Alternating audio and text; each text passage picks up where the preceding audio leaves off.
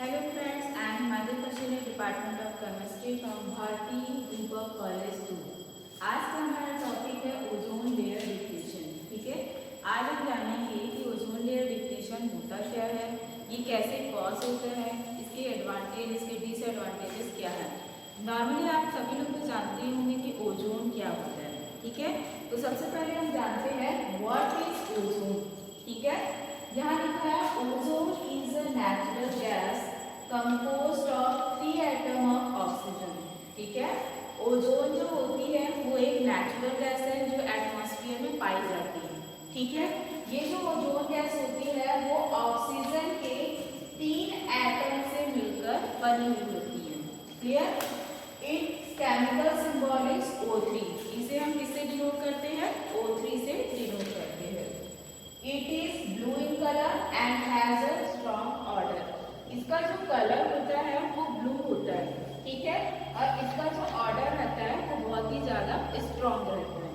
Clear?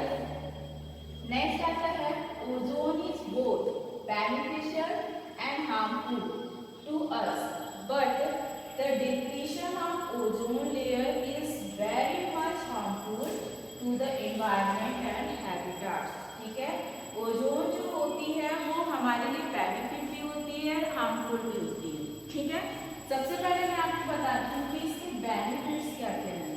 ठीक है, जब भी आप सभी जानते हैं कि सूरज से जो किरणें निकलती है उसमें जनरली बहुत सारी रेडिएशंस होती हैं, जैसे कि X ray, gamma ray, UV radiation, ये सारी रेडिएशंस होती हैं। ठीक है, तो सूरज से निकलने वाली जो यूवी रेडिएशन होती है, ठीक, उस यूवी रेडिएशन को ये जो ओजोन लेयर है, ठीक है, वो अर्थ के कांटेक्ट में आने से रोकती है। आप सभी जानते हैं कि यूवी रेडिएशन जो होती है वो हमारे लिए सबसे ज़्यादा हार्मफुल होती है, क्योंकि यूवी रेडिएशन यदि अर्थ पे या हमारे बॉडी के किसी पार्ट में पड़ जाए तो या तो हो सकता है कि हमें स्किन डिजीज हो जाए या हो सकता है कि कैंसर कॉज हो जाए। ठीक है, तो इस यूवी रेडिएशन को रोकने का काम कौन करता है? ओजोन करता है। ठीक है, जो कि एटमॉस्फेयर के अपर पोर्शन में एक मोटी परत होती है जो यूवी रेडिएशन को डायरेक्ट कांटेक्ट में आने से रोकती है। क्लियर है? ये था उसका बेनिफिट। लेकिन यूवी रेडिएशन हार्मफुल भी होती है, सॉरी, ओजोन लेयर जो होती है वो हार्मफुल भी होती है। ठीक है, दूसरी चीज, यदि ओजोन लेयर का क्या हो जाए? डिप्लीशन हो जाए। ठीक है, अगर ओजोन लेयर का डिप्लीशन होने लग गया तो यूवी रेडिएशन क्या होगी? डायरेक्ट उसको पेनिट्रेट करके, मतलब उस लेयर को छेद करके सीधा कहाँ आ जाएगी? अर्थ पे आ जाएगी, जिसका बहुत ही ज्यादा हार्मफुल इफेक्ट पड़ेगा। क्लियर है? ये था हमारा ओजोन। ठीक, अब जानते हैं ओजोन लेयर होती क्या है। आप सभी जानते हैं कि एटमॉस्फेयर में बहुत सारी रीजन्स होते हैं। ठीक है, मैंने यहाँ पे वो रीजन मेंशंस किए। ये है हमारा अर्थ का पोर्शन। ठीक है, अर्थ के ऊपर वाला जो रीजन होता है उसे कहा जाता है ट्रोपोस्फियर। ठीक, ट्रोपोस्फियर के ऊपर वाले रीजन को कहा जाता है स्ट्रेटोस्फियर। स्ट्रेटोस्फियर के अपर वाले रीजन को कहा जाता है मीजोस्फियर, और मीजोस्फियर के ऊपर वाले लेयर को, जहाँ पे टेम्परेचर सबसे ज्यादा हाई रहता है। क्यों हाई रहता है? क्योंकि ये जो रीजन होता है वो सूर्य के पास में होता है। ठीक है, तो इस रीजन को क्या कहते हैं? थर्मोस्फियर। और जो लास्ट रीजन होता है वो होता है एस्ट्रोस्फियर, जहाँ पे पूरा आपका एटमॉस्फेयर ओपन रहता है।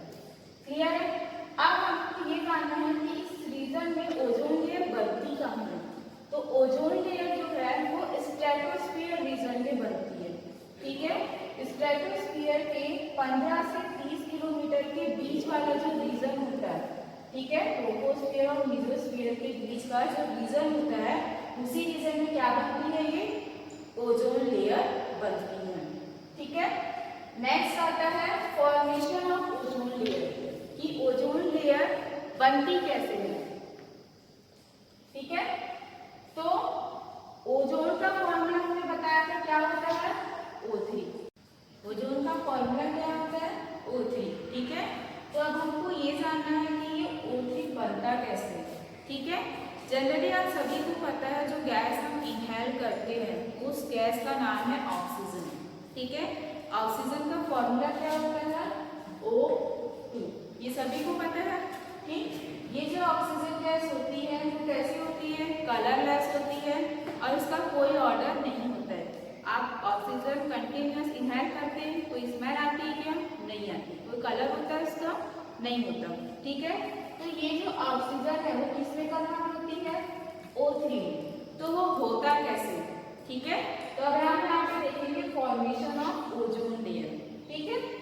तो सबसे पहले जब सूरज की किरणें पड़ती है तो पहले बताया था कि इसमें बहुत सारी रेडिएशंस निकलती है, जिसमें मोस्ट इंपॉर्टेंट रेडिएशन कौन सी है आपकी? यूवी रेडिएशन, ठीक। ये जो यूवी रेडिएशन है जब ऑक्सीजन से टकराती है, ठीक है, तो टकराने के बाद वो स्ट्राइक करती है और वो क्या करती है? ऑक्सीजन को ब्रेक कर देती है, ठीक है। जो O2 होता है वो सिंगल ऑक्सीजन में कन्वर्ट हो जाता है। ये सिंगल ऑक्सीजन और ये आपका सिंगल ऑक्सीजन, क्लियर है, ठीक है। जब ये ऑक्सीजन ब्रेक हो जाता है तो हमें दो मॉलिक्यूल किसके मिलते हैं? सिंगल ऑक्सीजन के मिलते हैं। अब ये जो सिंगल ऑक्सीजन होता है वो किसके साथ रिएक्ट करता है? ऑक्सीजन के साथ, ठीक है।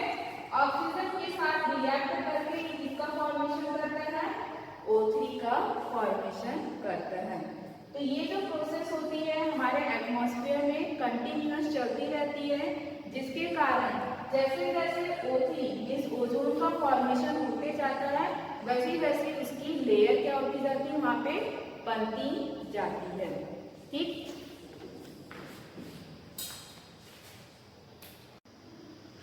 हमने अब जान चुके हैं कि ओजोन होता क्या है और ओजोन लेयर का फॉर्मेशन कैसे होता है।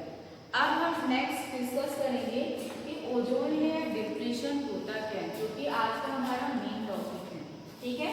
Ozone layer depression means reduction of ozone layer in stratosphere, ठीक है। डिप्रेशन का मतलब होता है रिडक्शन होना, उस चीज की कमी होना, ठीक है। तो ये कमी होती कैसे है? When ozone deplete in atmosphere holes will be formed, ठीक है।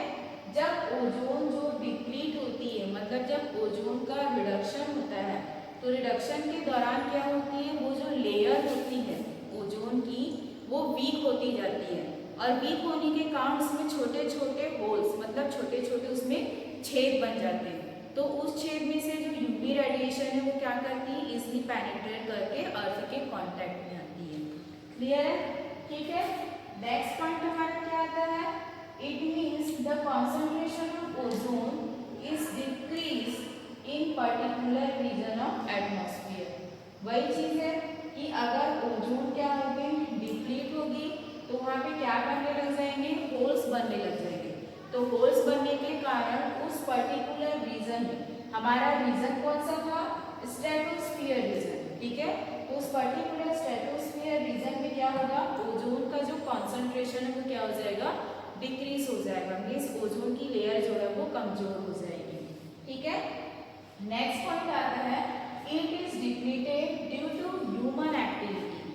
जैसा कि मैंने पहले ही बताया कि ओजोन लेयर जो होती है वो हार्मफुल रेडिएशंस को अर्थ और ह्यूमन के कांटेक्ट में आने से रोकती है, मीन्स वो हमारी क्या करती है? सुरक्षा करती है। लेकिन हम ही क्या कर रहे हैं? उस सुरक्षा वाली लेयर को हम क्या कर रहे हैं?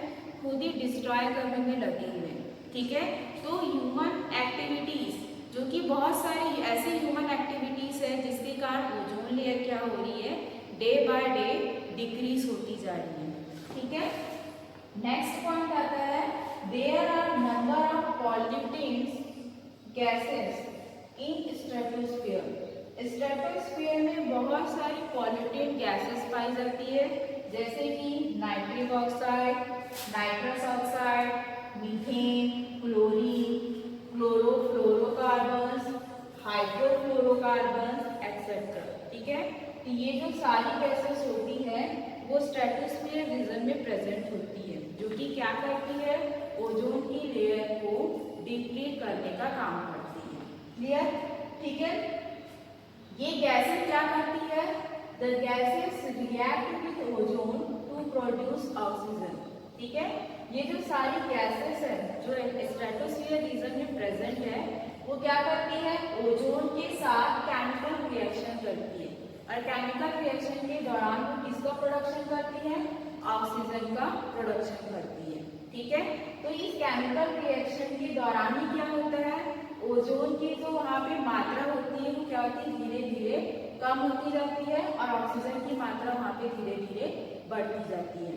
ठीक है, ये होता क्यों है, सबसे पहले चीज जानना ये है कि गैसेस कैसे डेवलप होती है। ठीक है, आप सभी को पता है कि आजकल हर जगह इंडस्ट्रीज डेवलप की जा रही है।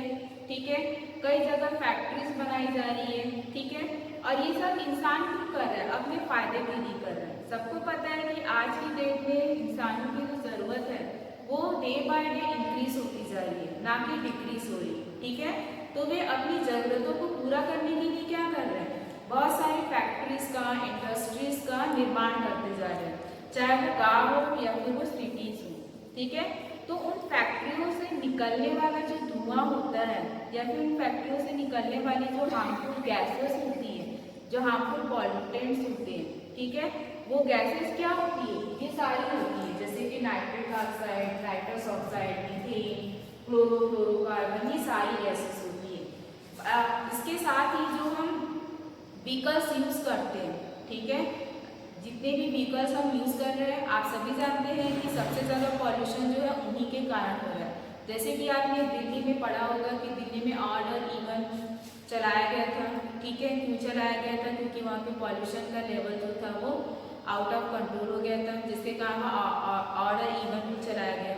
ठीक है, क्यों चलाया गया, क्योंकि वहाँ पे व्हीकल्स इतने ज़्यादा यूज होने लग गए थे कि उससे निकलने वाला जो पॉल्यूटेंट था, जो गैसेस थी, वो गैसेस वहाँ के एटमॉस्फेयर को क्या कर रही थी, डैमेज कर रही थी।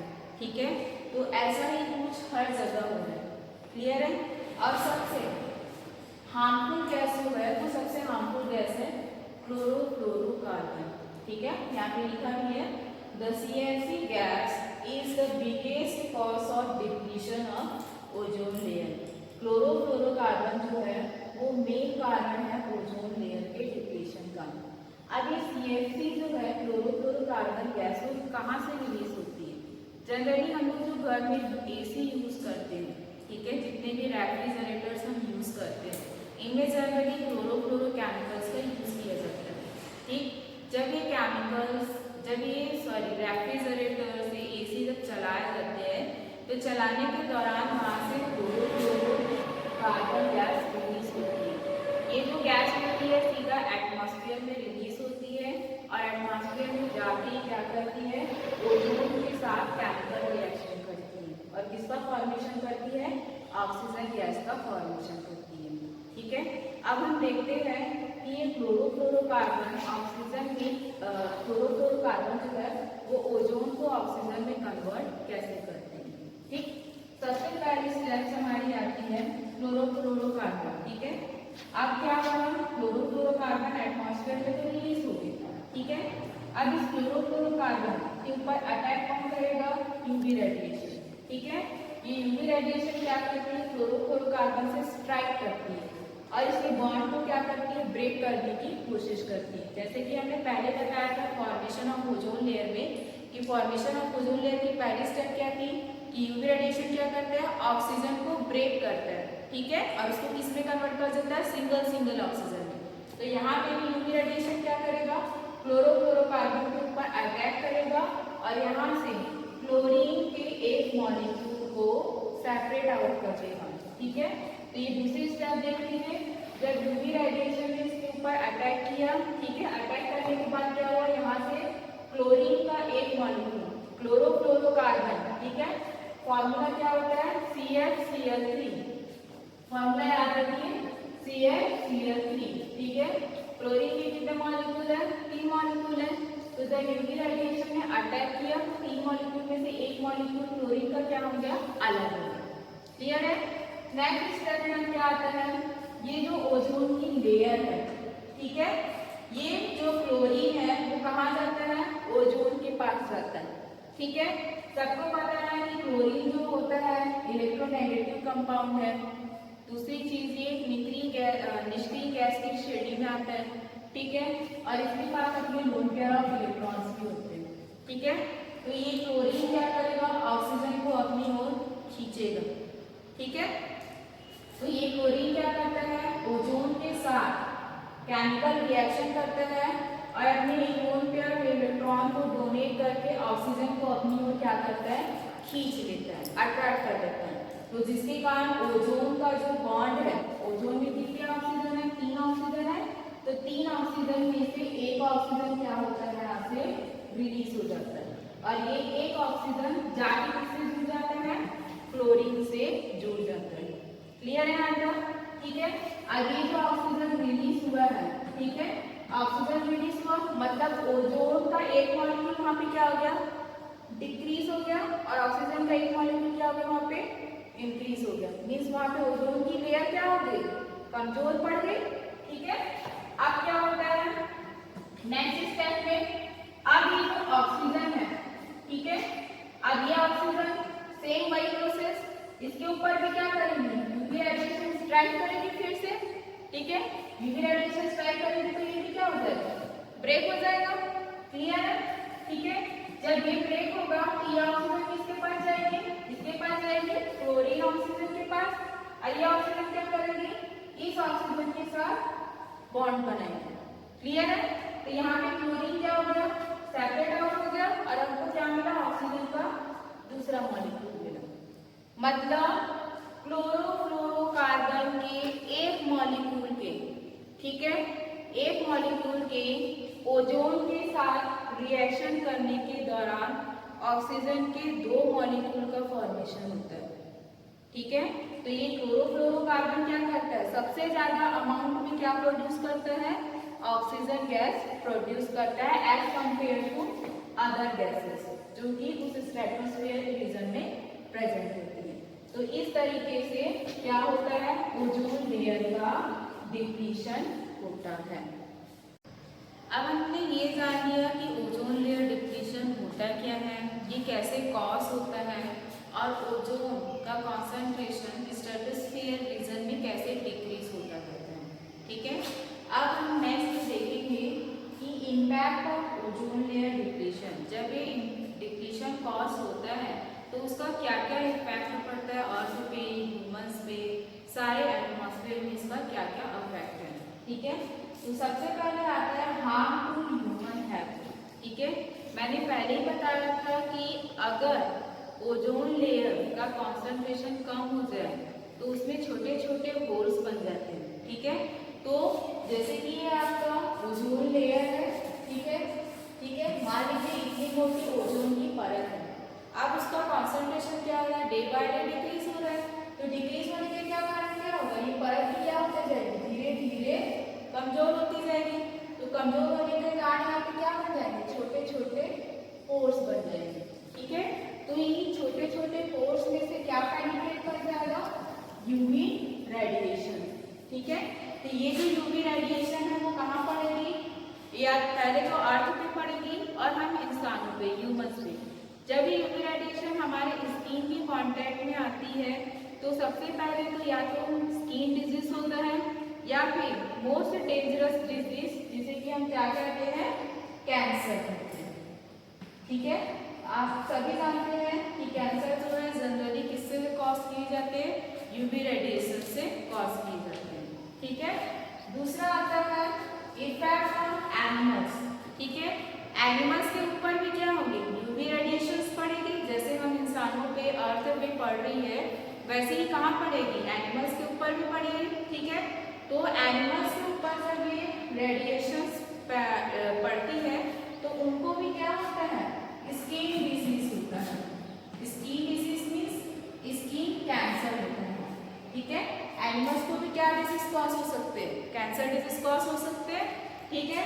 साथ ही साथ एक और डिजीज है जिसे कि क्या कहते हैं, आई प्रॉब्लम्स। ऑब्वियसली सी बात है, जब यूवी रेडिएशन अर्थ में पड़ेगी तो हमारी आंखों के ऊपर भी उसका इम्पैक्ट पड़ेगा। तो हो सकता है कि आपको ब्लाइंडनेस हो जाए या फिर आपको धुंधलापन आ जाए, मतलब कोई ना कोई किसी न किसी प्रकार की आई डिजीज भी क्या हो सकती है, कॉज हो सकती है। ठीक। नेक्स्ट होता है इफेक्ट ऑन मटेरियल्स। ठीक है, मटेरियल्स के ऊपर क्या इफेक्ट पड़ता है। ठीक, मटेरियल जैसे कि just like wool, plastics, rubber, fabrics, other construction materials, ये सारी चीजें क्या होती है, यूवी रेडिएशन के कारण डैमेज हो जाती है। डैमेज हो जाती है मीन्स उनकी क्वालिटी क्या हो जाती है, खराब हो जाती है। आप मार्केट में जाते हैं, ठीक है, आप मार्केट में समझ लीजिए आप मार्बल लेने जा रहे हैं, तो आप मार्बल देखेंगे तो मार्बल अच्छी क्वालिटी का शाइनिंग करते हुए आपको दिखाई देता है, ठीक। लेकिन यदि उसके ऊपर यूवी रेडिएशंस पड़ जाए तो उसकी क्वालिटी और उसकी शाइनिंग जो होती है वो क्या हो जाती है, पूरी डिस्ट्रॉय हो जाती है, ठीक है। तो इस तरीके से यूवी रेडिएशंस क्या करता है, हमारे मटेरियल्स को भी अफेक्ट करता है, ठीक। नेक्स्ट आता है इफेक्ट ऑन प्लांट्स। प्लांट्स के ऊपर इसका क्या इफेक्ट, प्लांट्स के ऊपर इसका सबसे मेजर इफेक्ट पड़ता है। कैसे पड़ता है, प्लांट्स की जो फिजियोलॉजिकल और डेवलपमेंटल प्रोसेस होती है, ठीक है, वो क्या होती है, इसकी अफेक्ट हो जाती है, ठीक है। होता क्या है, जनरली आप सभी जानते हैं प्लांट्स में फोटोसिंथेसिस की प्रोसेस होती है, जो कि मोस्ट इम्पॉर्टेंट पार्ट है प्लांट्स ग्रोथ के लिए, ठीक है। आप सभी जानते हैं कि फोटोसिंथेसिस प्रोसेस के थ्रू प्लांट्स क्या करते हैं, अपना फूड बनाते हैं, एनर्जी स्टोर करते हैं, ठीक है।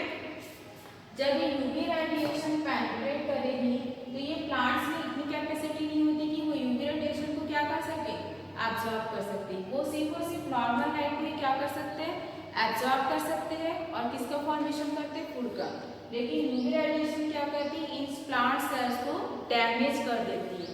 तो प्लांट सेल डैमेज हो जाने के कारण ये फोटोसिंथेसिस की प्रोसेस जो है वो नॉर्मली रेगुलेट नहीं कर पाती है। क्लियर है। प्लांट की जो क्रॉप फिजियोलॉजी होती है वो भी क्या होती है, बहुत ही ज्यादा अफेक्ट पड़ती है, ठीक है। तो ये है इसके इम्पैक्ट्स ऑफ प्लांट्स। याद रखिए दोस्तों कि यदि प्लांट्स के ऊपर सबसे ज्यादा अगर इसका इफेक्ट पड़ने लग गया तो हमारा जो पूरा इकोसिस्टम है, हमारा जो पूरा इकोलॉजी है, पूरा इन्वायरमेंट है, वो इन्हीं के ऊपर डिपेंड करता है। अगर ये डैमेज होने लग गए तो पूरा का पूरा एटमॉस्फेयर का जो बैलेंस है पूरा बिगड़ जाएगा, ठीक है।